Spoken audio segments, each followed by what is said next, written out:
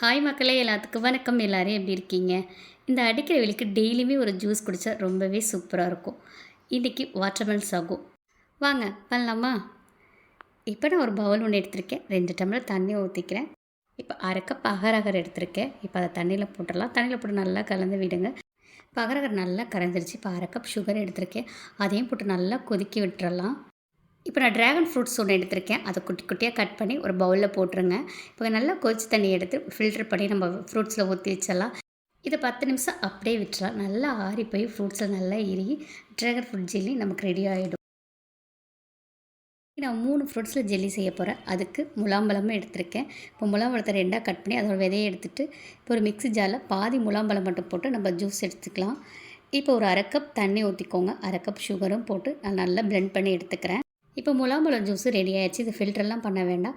மறுபடியும் அதே பவுலில் நம்ம முலாம்பழம் ஜூஸை ஊற்றிக்கலாம். ஊற்றிட்டு ஒரு அரை டம்ளர் மட்டும் தண்ணி ஊற்றிக்கோங்க. நான் ஆல்ரெடி ஜூஸ் கொஞ்சம் திக்காக இருக்கும். இப்போ அரை கப் அகரகர் எடுத்திருக்கேன். அதையும் போட்டு நல்லா கலந்து விட்டுட்டு ஆல்ரெடி முலாம்பழம் நல்லாவே ஸ்வீட்டாக தான் இருக்குங்க. அதனால் நான் சர்க்கரை போடல. நம்ம அகரகர் கரைய வரையும் நல்லா கொதிக்க விட்டுறலாம்.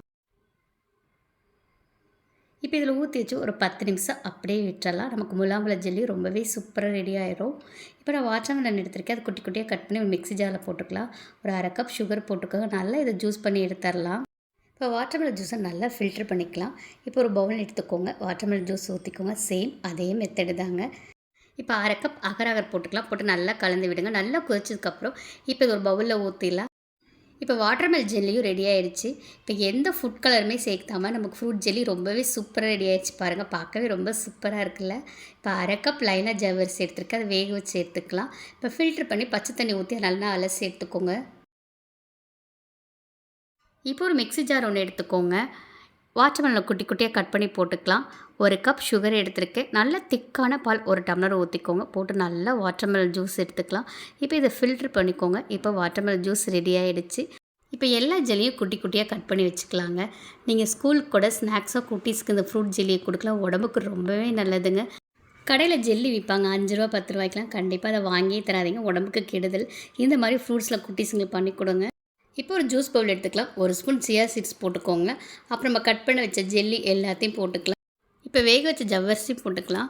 வாட்டர்மெலன் ஜூஸையும் ஊற்றிடுங்க. நான் ஃப்ரிட்ஜில் வச்சு தான் எடுத்துருக்கேன். நல்லா ஜில்லுன்னு இருக்குது. இப்போ மேலே குட்டி குட்டியாக வாட்டர்மெலன் கட் பண்ணி போட்டுக்கோங்க. இந்த சம்மரோட ஹீட்டை பீட் பண்ணுற மாதிரி வாட்டர்மெலன் சவர் ரெடி. இதை குடித்து பாருங்களேன். இது டேஸ்ட் அப்படி இருக்குங்க. எல்லாருக்கும் இந்த வீடியோ பிடிச்சிருந்தா மறக்காமல் பாப்பேஸ் கிச்சனுக்கு லைக் பண்ணுங்கள், ஷேர் பண்ணுங்கள், கமெண்ட் பண்ணுங்கள். அப்புறம் மறக்காமல் சப்ஸ்கிரைப் பண்ணுங்கள். பாய் பாய். தேங்க்யூ.